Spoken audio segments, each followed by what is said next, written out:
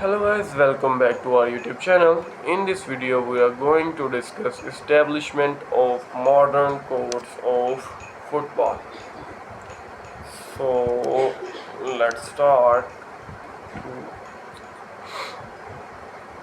While football continued to be played in various forms throughout Britain, its public schools, equivalent to private schools in other countries, are widely credited with four key achievements in the creation of modern football codes.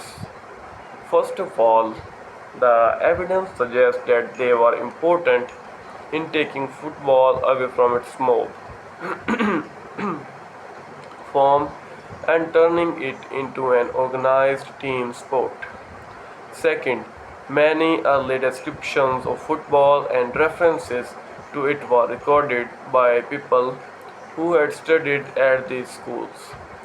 Third, it was teachers, students, and former students from these schools who first codified football games to enable matches to be played between schools. Finally, it was at English public school that the division between kicking and running games first became clear. The earliest evidence that games resembling football were being played at English public school, mainly attended by boys from the upper middle, and professional classes, come from the Bulgaria by William Hermann in 1519. Hermann had been headmaster at Eton and Winchester colleges, and his Latin textbook includes a translation exercise with the phrase, "We will play with a ball full of wind."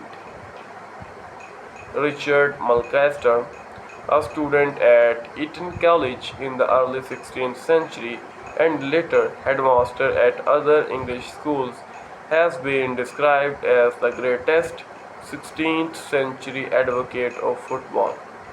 Among his contributions are the earliest evidence of organized team football. Mulcaster's writing referred to team, sides and parties, positions, a referee and a coach. Mulcaster's football had evolved from the disordered and violent forms of traditional football. Some smaller number with such overlooking sorted into sides and standings, not meeting with their bodies so boisterously to try their strength, nor shouldering or shoving one on another so barbarously, may use football for as much good to the boy, by the chief use of legs. In 1633, David Wedderburn, a teacher from Aberdeen, mentioned elements of modern football games in a short Latin textbook called Vocabula.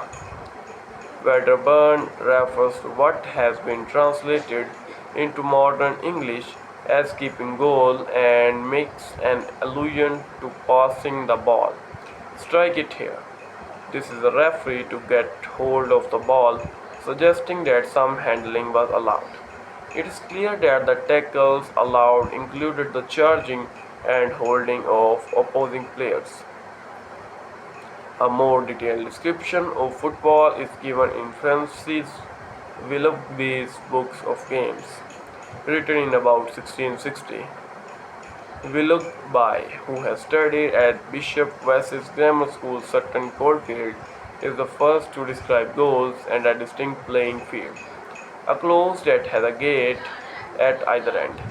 The gates are at goals. His book includes a diagram illustrating a football field. He also mentions tactics, leaving some of their best players to guard the goal, scoring that they can strike the ball through their opponent's goal first win, and the way teams were selected, the players being equally divided according to their strength and nimbleness. He is the first to describe a law of football. They must not strike higher than the ball. So this is all about today's video. Thanks for giving us your precious time. I hope this video will be informative for you. Please like, comment and share this video and subscribe our channel.